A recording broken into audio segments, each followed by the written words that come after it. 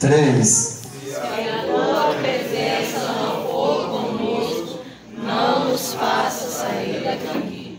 De novo. 1, 2, 3. Se a tua presença não for conosco, não nos faça subir daqui. Amém. Irmãos, eu queria falar o seguinte tema, dentro, respeitando o tema e a divisa. Eu queria falar nessa noite sobre a importância da presença de Deus em nossa vida. Quando nós falamos de importância, nós estamos falando de algo essencial. Quando eu falo que eu preciso de você, eu quero dizer que eu necessito da sua presença. Mas quando eu falo que eu dependo, eu estou dizendo que eu não sei viver sem. Então, quando nós falamos da importância da presença de Deus, nós falamos de algo muito mais do que necessidade de precisar. Nós estamos falando sobre dependência. Dependemos da presença de Deus, quanto mais nesses últimos dias. E a presença de Deus é essencial, é um marco na vida de um cristão que nasceu de novo. Quando nós abrimos no livro de Êxodo, um dos 5 livros do Pentateuco, escrito pelo nosso irmão Moisés, quando nós lemos o livro de Êxodo, que significa saída, o povo saiu do Egito, depois de 400 anos de escravidão. O Senhor escolheu um homem, um libertador, chamado Moisés, tirou ele do Egito, filho da filha de Faraó e príncipe do Egito. Abriu mão de tudo por causa da importância desta presença de Deus. E ele, na sua caminhada para a terra prometida, naquele deserto, ele aprendeu a importância de valorizar, de primar, de guardar essa presença por toda a sua vida. Por toda a trajetória no deserto, cerca de 40 anos, ele aprendeu o valor dessa presença. Ele aprendeu a importância dessa presença de Deus na nossa vida. E durante a sua trajetória, quando chega no capítulo 33, no início do capítulo 33, a gente ouve o nosso Deus falando diretamente com Moisés, dizendo para ele que ele é o Deus de Abraão. E eu vejo poucas pessoas que na Sagrada Escritura é chamado de amigo de Deus. E Deus diz que Abraão é o seu amigo. E o que fez Abraão ser amigo de Deus? O que faz uma pessoa ser amigo da outra? A não ser valorizar, ser íntima daquela pessoa e dar valor à presença daquela pessoa. E Abraão foi amigo de Deus porque valorizou a presença de Deus na sua trajetória. São poucos os que a gente vê Deus dizendo: esse é o meu amigo. E Deus disse: Abraão é o meu amigo. E Deus cita para Moisés Abraão no versículo 1 do capítulo 33, dizendo: Abraão, o meu amigo. E sobre Abraão, Isaque e Jacó, eu fiz uma promessa, que eu daria essa terra a Moisés que vocês estão pisando. E no capítulo 33, o mesmo, o versículo 2, ele vai dizer assim: a minha promessa está de pé. Mas, a partir desse capítulo 33, desse versículo 2, eu quero dizer para você, Moisés, que a minha presença não vai mais no meio de vocês. Que a partir de agora, eu estou te notificando, estou te dizendo que a minha presença não vai estar mais no meio do povo. Olha bem, Deus estava dizendo que a presença dele não estaria mais no meio do povo, mas não disse que não estaria com Moisés. Observa-se bem que a presença de Deus, Deus disse que não estaria mais ali no meio do povo para guiar, para levar o povo. Aí no versículo 2 ele diz assim: mas eu enviarei o meu anjo. Ele diz assim: o meu anjo irá na frente para guiar o meu povo a partir de agora. E Deus diz por quê? Ele diz assim, ele diz ainda mais. Nos versículos que sucede, ele diz assim: sabe por causa de quê, Moisés? Que a minha presença já não vai ir mais diante desse povo. Não é diante de você, porque você, Moisés, é o meu amigo. E diferentemente desse povo, Moisés, você sabe a importância da minha presença. Você me valoriza, você me ama, você me adora. Em outras palavras, verbalizando o que o capítulo 34 está dizendo, Deus disse para Moisés: você aprendeu a dar valor à minha presença. Em outras palavras, Deus estava dizendo: a minha presença está contigo, mas com esse povo não está mais não. Aí Deus disse por quê? Deus usa uma palavra dizendo assim: esse povo, Moisés, eles são obstinados. Sabe o que significa a palavra obstinado? Obstinado significa pessoas difíceis de lidar. E é diferente do que nós estamos vendo no dia de hoje. Será que é diferente esse povo do mesmo que nós estamos vendo nos dias de hoje? A palavra obstinado, segundo o dicionário Aurélio, significa pessoas difíceis de lidar. Parafraseando a frase, trazendo para os nossos dias, pessoas temosas para o mal, que são temosos no seu erro, que persiste em continuar o caminho oposto do que Deus traçou para ele. O que é uma pessoa obstinada? O que é uma pessoa de dura cerviz, que Deus disse, capítulos anteriores? É uma pessoa que Deus está dizendo para ela que o caminho é para a direita, e Ele está dizendo: não, eu vou para a esquerda, Deus. Isso é uma pessoa obstinada. Isso era o povo de Israel, e isso se repete nos nossos dias. O cenário mudou, o Deus é o mesmo, mas as pessoas repetem essa obstinação. Continua, sendo obstinados quando diz não para o que Deus está traçando como propósito de importância para a sua vida. E aqui Deus diz assim: eu não vou, mas vou botar um anjo para que possa guiar vocês nesse caminho até a terra prometida, porque a terra mana leite, mana mel. A terra é boa, a terra eu prometi, e como eu prometi, não volto atrás da minha palavra, eu vou cumprir com o que eu prometi. Eu vou botar vocês lá dentro, mas só lembrando um pouco. Lembra quando Moisés orou pelo povo, quando Deus disse: eu vou matar esse povo e eu vou criar um novo povo em ti, Moisés. Eu vou fazer um povo através da sua genealogia, eu vou fazer em ti. Lembra que Moisés disse a intercessão, a oração dele, uma oração sacerdotal: não, Senhor, não mate esse povo, porque o que as nações vão dizer? Vão dizer que o Senhor tirou o povo premeditado e matou esse povo, porque não teve condição de colocar eles lá dentro. Se o Senhor matar esse povo, as nações vão dizer que o Senhor já fez tudo pensando.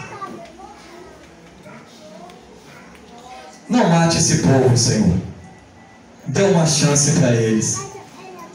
E Deus fez como Moisés assim o pediu, deu uma oportunidade para o povo. Porque Moisés pediu, observa bem, Deus fez isso porque Moisés tinha crédito com Deus. Aí mais adiante Deus diz assim para ele: achar-te graça aos meus olhos. O que é um homem achar graça diante de Deus, Diácono Felipe? O que é um homem quando acha, meu amigo presbítero Antônio, graça diante de Deus, a não ser um homem que tem a presença de Deus? Se um homem que achou graça diante de Deus, é porque ele tem a presença de Deus. E se ele ou ela tem a presença de Deus e uma graça, é porque o tal achou graça diante de Deus.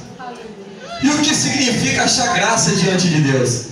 É achar um favor, jovem, imerecido para com Deus. Irmãos, era para Moisés ficar muito alegre, não era? Vai um anjo diante de você. Tem pessoas que quando fala de anjo pula, se alegra, porque fica muito feliz com a presença do anjo. Mas irmãos, pensa bem, olha, agora Deus começa a falar aqui, até, ele começa a falar do versículo 1, e ele vai falando, até o 11. No 12 começa a oração de Moisés, não é isso? O versículo 12 começa a oração de Moisés.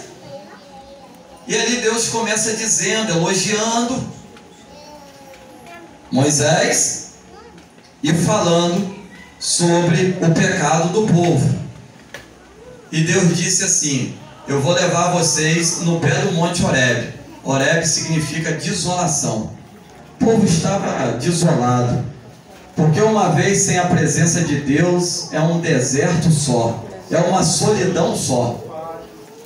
E quando chega no pé do Monte Horebe, Deus diz assim: eu vou falar contigo, Moisés, entra na tenda e eu vou conversar algo particular. E quando ele entrou naquela tenda, o povo que estava também nas suas tendas se levantaram, se colocaram em pé e olharam Moisés pelas costas, entrando na tenda.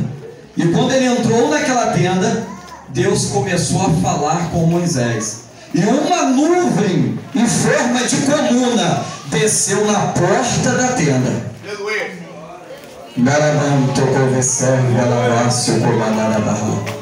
E quando aquela nuvem, que representa a presença de Deus, a glória de Deus, quando desceu aquela nuvem em formato de coluna na porta, quando o povo viu aquela nuvem, meu amigo Saulo, o povo dobrou o joelho e começou a botar o rosto no pó, porque viram a glória de Deus se manifestar ali diante dos olhos dele.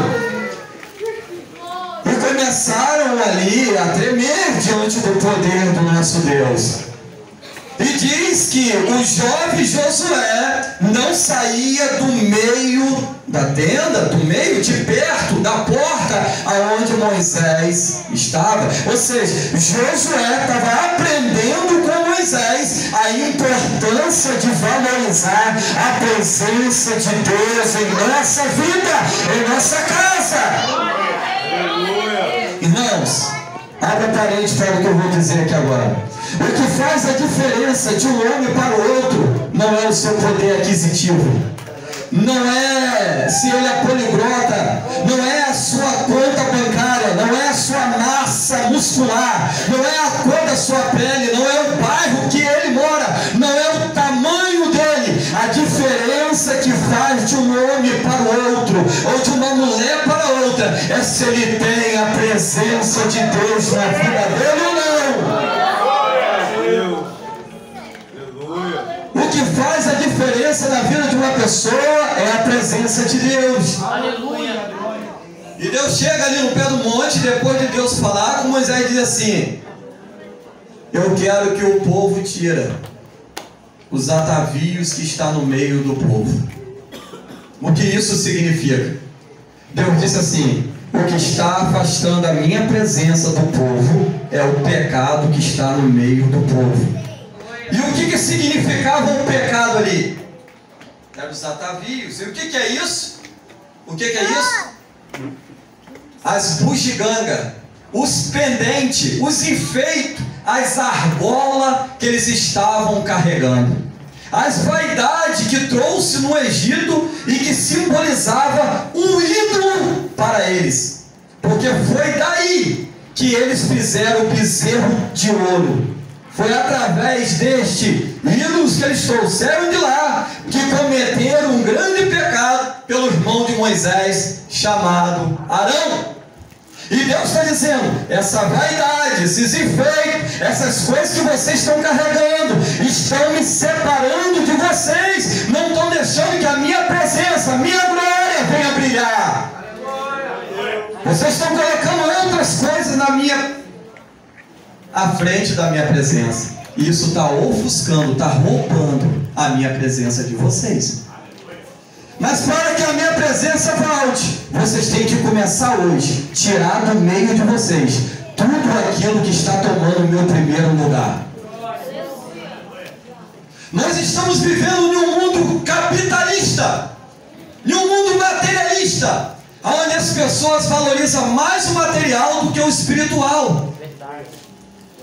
Nós estamos vivendo em um mundo onde as pessoas valorizam mais as coisas do que as pessoas. Valoriza mais a matéria do que o Deus que criou a matéria. Nós estamos vivendo em um mundo onde as pessoas estão preocupadas mais em ter do que ser. Ter. E esquece de ser. Ser mais íntimo de Deus. Ser mais sensível. Quando os irmãos cantaram aqui, as irmãs dos grupos, nós sentimos a presença de Deus em nosso meio. Alguém diz assim, a presença de Deus está nessa igreja. E como saber que a presença de Deus está nessa igreja? Eu posso dizer, não porque eu estou pregando, porque eu senti aqui sentado, estou sentindo a presença de Deus de fato está nessa casa, nessa igreja. E como nós sabemos que a presença de Deus está aqui? Número 1, pessoas são transformadas por Deus. Aonde a presença de Deus está, tem arrependimento, tem perdão de pecados. Pessoas aceitam Jesus, tem batismo nas águas, tem batismo com o Espírito Santo. Aonde a presença de Deus está, há abandono do pecado, há abandono da vida velha. E uma importância da presença de Deus na nossa vida é a novidade de vida. Onde a presença de Deus está, nós começamos a chorar, porque a presença de Deus nos faz chorar. E quando eu estava sentado aqui, quando o grupo cantava, as lágrimas vinham nos olhos. Deus falou comigo nessa noite que tem um jovem aqui nessa noite que ele trouxe. E esse jovem está sentado à minha direita. E esse jovem chorava quando o grupo aqui louvava a Deus. E Deus falava assim comigo, eu trouxe hoje ele aqui, porque ele tem tentado procurar muitas coisas lá fora, mas não tem encontrado. Mas essa lágrima que ele está derramando aqui, é porque ele está sentindo saudade da minha presença.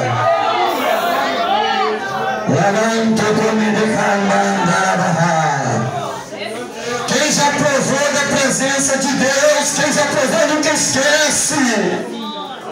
Ainda que vai lá para o Egito e vai passear lá, e quem é vai olhar as pirâmides do Egito e admirar, vai lá dar uma volta, mas nunca vai esquecer de Canaã, nunca vai esquecer de Betel, porque Betel é a casa de Deus. Ai, onde canasse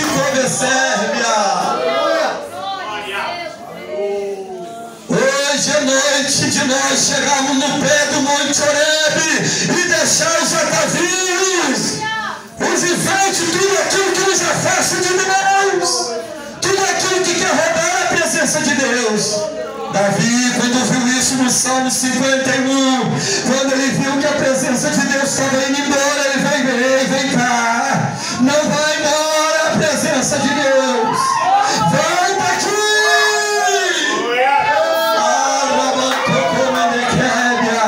Quando ele viu que o seu pecado estava levando o maior dano da vida, que é perder a presença de Deus, Salmo 51.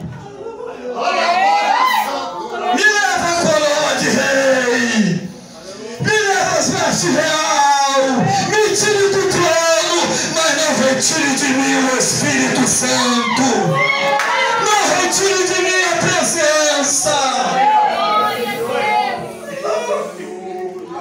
Quantas vezes, quando nós erramos, ou olhamos, ou falamos, ou tocamos, ou vamos para algum lugar que não é a presença de Deus, o fogo arde dentro de nós. É como uma mão cravasse lá dentro e dissesse: não faz isso. Uma quintura no peito, só sabe disso quem tem a presença de Deus. O peito começa a arder e Deus está dizendo: algo está acontecendo dentro de você, uma guerra entre a carne e o Espírito. E o Espírito está dizendo: se você for, você vai sozinho, porque eu não vou com você aí. É nós que se afastamos da presença de Deus, não é a presença de Deus que se afasta de nós.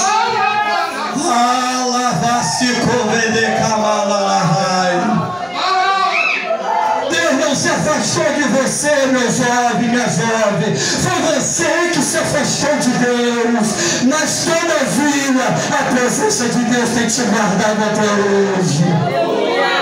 E Ele está dizendo: tu és meu. Eu tenho te livrado da morte.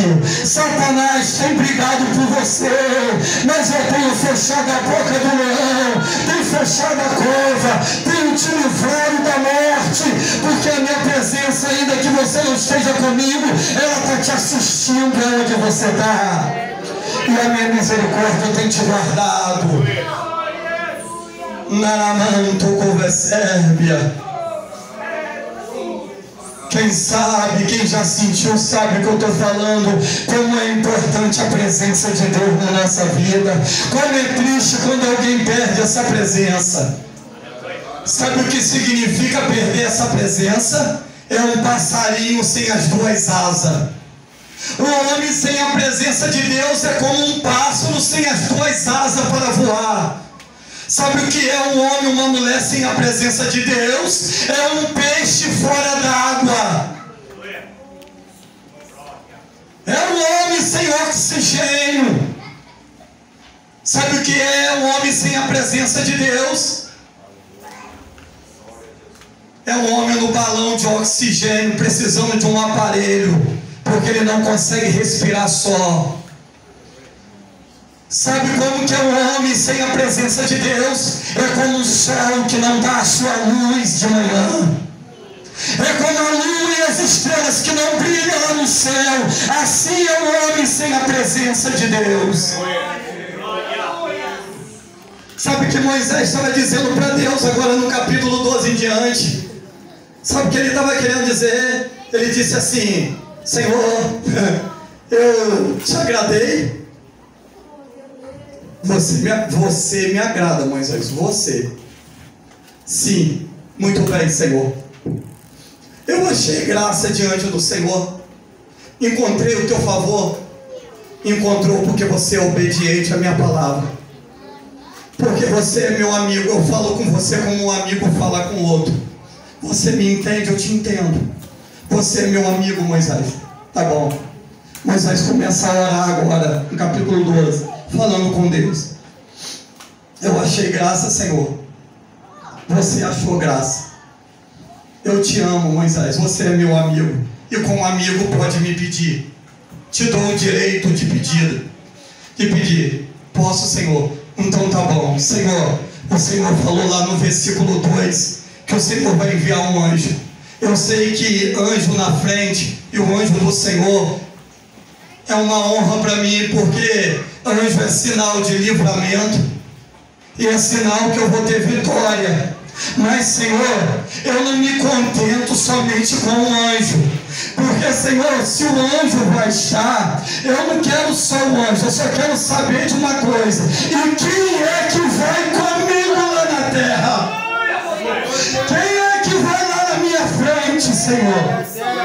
Mas, Moisés, eu já não te disse que eu vou enviar o anjo. Não, Senhor, Não, muito obrigado.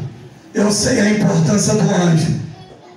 Está escrito no Salmo que ele acampa ao redor do que teme.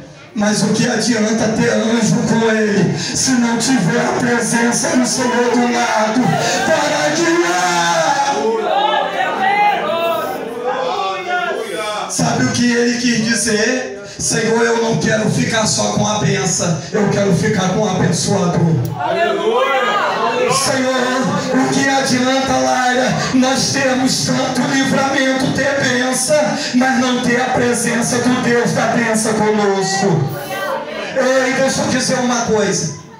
Nem sempre as coisas materialmente estão dando bem, não quer dizer que Deus está conosco.